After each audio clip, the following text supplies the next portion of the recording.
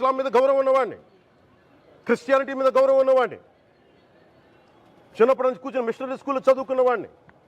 నా టీచర్ చెప్పే సూక్తి తను తగ్గించుకున్నవాడు హెచ్చింపబడిని చెప్పి బైబుల్ సూక్తిని ప్రతిసారి కోట్ చేస్తూనే ఉంటాను. ఇది నా గౌరవం, ఇది నేను చూపించే గౌరవం. మీరు మాట్లాడితే కూర్చొని నేను పాటించే ధర్మానికి అపవిత్రం జరిగినప్పుడు మాట్లాడకూడదు, మౌనంగా ఉండాలి. సెక్యులరిజంకి విఘాతం అంటే ఏంటి? సెక్యులరిజంకి విఘాతం నా ఇంటి మీద దాడి జరిగినప్పుడు నేను మాట్లాడకూడదా? నా ఇల్లు 10 మందికి ఆశ్రయం ఇస్తుంది. నా సనాతన ధర్మం అన్ని ధర్మాలకి ఆశ్రయం అయితే దానికి దాడి జరిగినప్పుడు, దాని మీద అపవిత్రం జరిగినప్పుడు దానికి కూడా మాట్లాడకూడదంటే ఏం మాట్లాడాలి మీతోటి? ప్రకాష్ రాజ్ గారు, you have to learn your lessons. I respect you.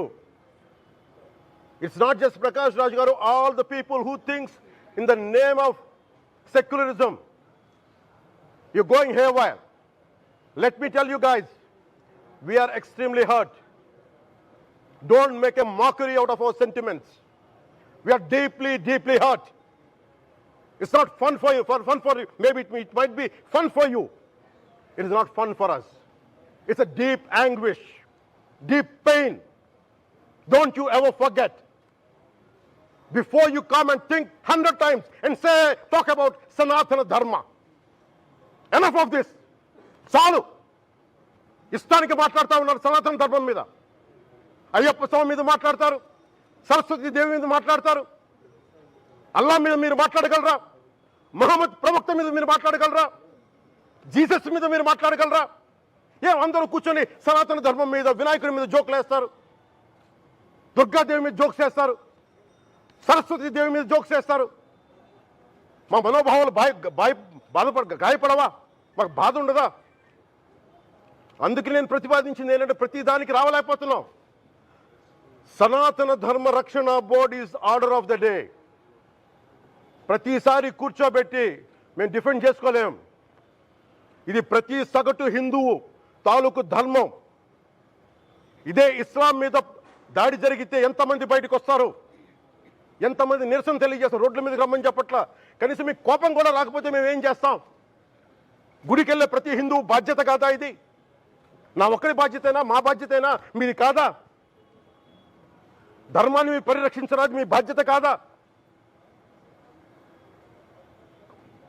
ఈయన పొన్నవోలు సుధాకర్ రెడ్డి గారు మాట్లాడేది, పంది కొవ్వు చాలా ఖరీదైంది, ఆ కొవ్వు లడ్డు నెయ్యితో ఎలా కలుపుతారు? నెయ్యి 300 రూపాయలు ఉంటే పంది కొవ్వు 1200 రూపాయలు. బంగారంతో రాగి కలుపుతారా? ఇత్తడిలో పుత్తడి కలపరు.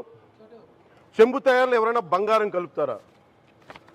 మదమెక్కిన మాటలు పొన్నవోలు సుధాకర్ రెడ్డి గారు. మదమెక్కి వస్తే ఇట్లాంటి మాటలే వస్తాయి. మీరు నా మీద కోర్టులో కేసులు వేసుకుంటారో ఏమి చేసుకుంటారో చెప్తా. మీరు ఏజీపీలు కదా, మీ దగ్గర వేల కోట్ల డబ్బులు ఉన్నాయి కదా, వేసుకోండి కోర్టులో, చెప్పండి. సనాతన ధర్మానికి నోటికొచ్చినట్టు మాట్లాడితే మిమ్మల్ని అందరినీ రోడ్ల మీదకి లాగుతాం, గుర్తుపెట్టుకోండి.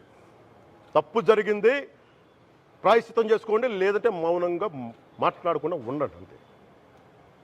మా మనోభావాలు ఇంకా రెచ్చగొట్టేలా మాట్లాడొద్దు. భూమన కరుణాకర్ రెడ్డి గారు మాట్లాడతాను నేను వెళ్ళి హై డ్రామా, రాజకీయ మనసు ఉన్నవాళ్ళు అత్యంత దారుణంగా ప్రవర్తిస్తున్నారంట. లడ్డు కలుషితమైంది అంటున్నారు. కల్తీ నెయ్యితో తప్పు చేసి ఉంటే సర్వనాశనం అయిపోతాం, రక్తం కక్కుని చచ్చిపోతాం. మీ నాశనం మొదలైంది. రెండోది అది భగవంతుడికి వదిలేస్తున్నాను. వైవి సుబ్బారెడ్డి గారు విచారణకి రావాలంటే రికార్డులు ఆయనకి